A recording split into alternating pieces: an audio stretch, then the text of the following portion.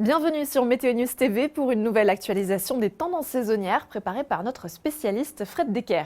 Dans la continuité de janvier, février pourrait afficher des couleurs bien hivernales sur l'Europe. Vous le voyez, les hautes pressions récurrentes plus au nord, entre le nord de l'Atlantique et la Norvège, pourraient à nouveau diriger régulièrement de l'air froid sur la majeure partie du vieux continent. Ce serait moins froid sans doute qu'en janvier grâce à quelques incursions océaniques plus douces. La douceur se cantonnerait plutôt au Groenland et au Proche-Orient. Et un temps sec est envisagé du nord de l'Europe jusqu'au Portugal et jusqu'au nord des Balkans. En revanche, les pays méditerranéens connaîtraient un mois très perturbé, pluvieux, orageux, voire neigeux sur les montagnes les plus proches. Et l'anticyclone des Açores devrait s'étirer entre le Portugal et l'Irlande, donc s'étalant aussi assez loin vers l'est.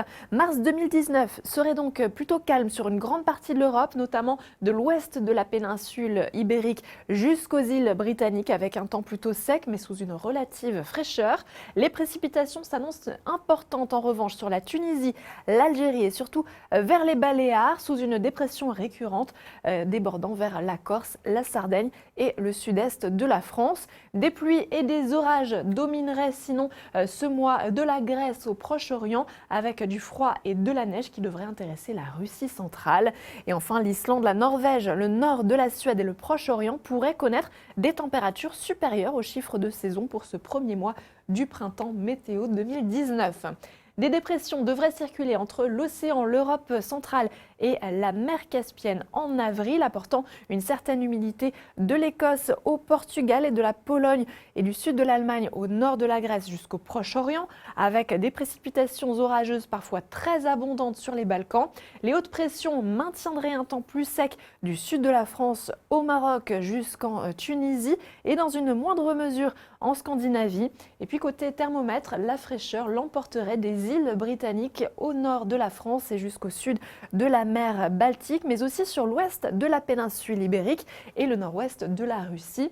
Au contraire, de la douceur est attendue sur l'Afrique du Nord, une bonne moitié nord de la Scandinavie et de la mer Noire au Proche-Orient.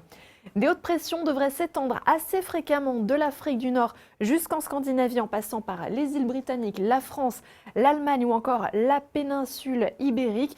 Conséquence pour ce mois de mai, un temps généralement sec, peu de pluie et peu d'orage. La chaleur ne serait pas si présente que ça, surtout cantonnée à l'ouest de la France, l'Espagne, le Portugal, le Maroc et l'Algérie.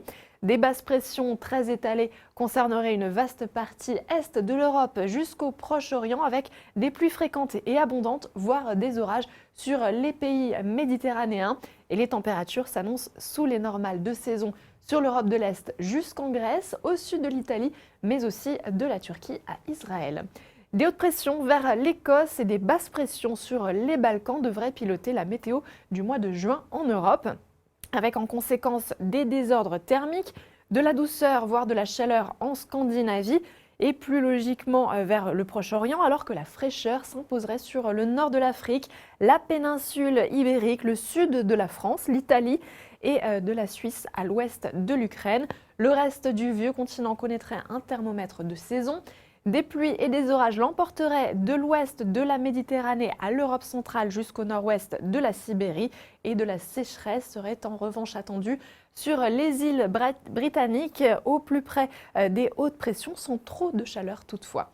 En juillet, les cellules anticycloniques s'imposeraient entre la France et le nord de la Russie, donnant un temps souvent sec et chaud sur ces contrées, de la chaleur assez modérée mais plus forte, vous le voyez, en Espagne.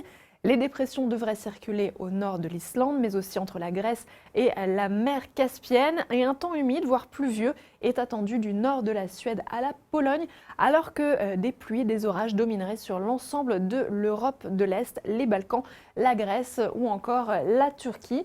Des précipitations davantage de saison seraient en vue vers la péninsule ibérique, le sud de l'Italie, le nord de l'Afrique ou encore le sud de la Norvège. Je vous rappelle que ces tendances ont un taux de fiabilité d'environ 60%. Merci d'en tenir compte et rendez-vous le mois prochain pour un nouveau bulletin.